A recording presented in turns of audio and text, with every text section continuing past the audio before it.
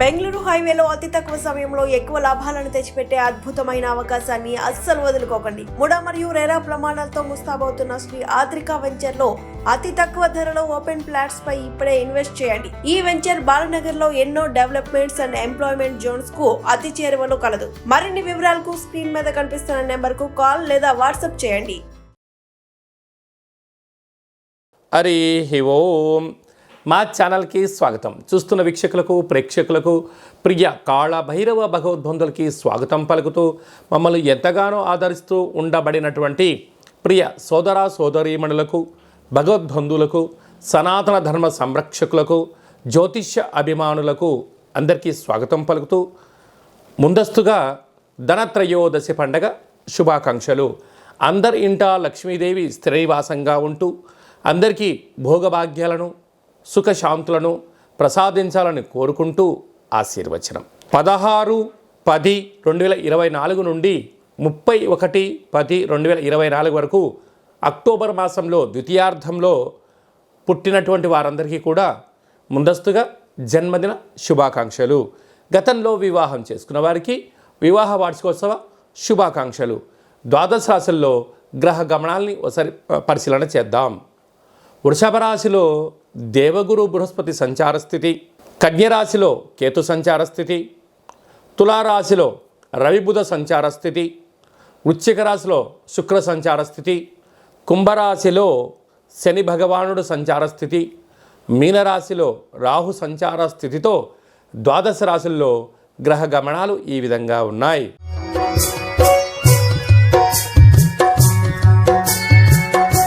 కర్కాటక రాశి వారు ధనత్రయోదశి పండగ కాల సమయంలో ఎలాంటి విధులను పాటించాలో, లక్ష్మీదేవి అమ్మవారి యొక్క ఆశీస్సులు ఎలా పొందాలో ఈ వీడియోలో సవివరంగా సంపూర్ణంగా తెలుసుకుందాం.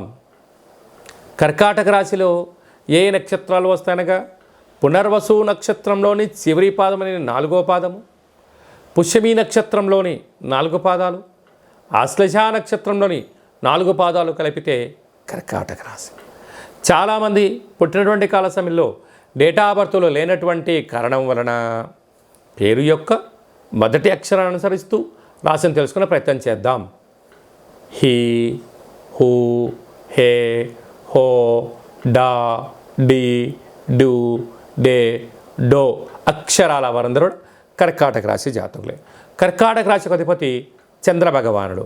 వీరికి తృతీయంలో కేతు భగవానుడు, అర్ధాష్టమ రవి బుధ సంచార స్థితి, బుధాదిత్య రాజయోగము, పంచమ స్థానంలో శుక్ర భగవానుడు, అష్టమ స్థానంలో శని భగవానుడు, భాగ్యస్థానంలో రాహు సంచార స్థితి, అలాగనే ఏకాదశ స్థానంలో దేవగురు బృహస్పతి, వ్యయంలో కుజుడు సంచారం చేయనప్పుడు ఒకవైపు కుజదోషము, ఒకవైపు అర్ధాష్టమ రవి బుధులు, ఒకవైపు అష్టమ స్థానంలో శని సంచార స్థితి ఉన్నప్పుడు వీలైనంత వరకు మీ జన్మ నక్షత్రం రోజున అమావాస్య, పూర్ణిమ తిథుల యందున దూరావాయు జల ప్రయాణాలు పెట్టుకోవద్దు. ప్రధానంగా మంగళవారము, శనివారం పూట కొత్త పనులు ప్రారంభించకపోవడము యోగదాయకం అని చెప్పి గమనించాలి. బియ్యపిండితో చేసినటువంటి ప్రమిదలను ఏర్పాట్లు చేసుకొని నువ్వుల నూనెతో దీపాన్ని ఏర్పాటు చేయగలిగినట్లయితే మహాలక్ష్మీదేవి అమ్మవారి ఆశీస్సులు ఉంటాయని చెప్పి గమనించాలి.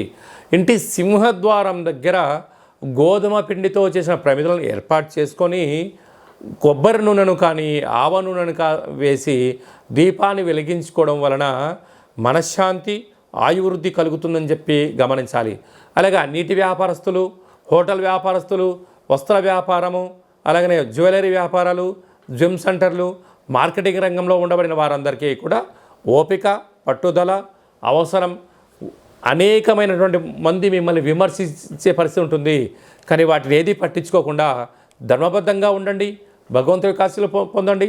సర్వత్రా విజయం కర్కాటక రాశి వారి సొంతం అని చెప్పి గమనించాలి.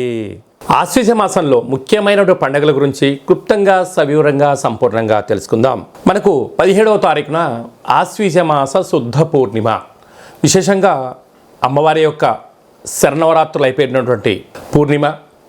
అదే కాకుండా 24వ తారీఖున ఆశ్వీజ మాస బహుళాష్టమి కనుక సమ్మోహనం చేసేటువంటి సమ్మోహన కాళభైరవ స్వామి యొక్క పూజ, శ్రవణం, కుష్మాండ దీపం, మనకు యోగదాయకం అని చెప్పి గమనించగలగాలి.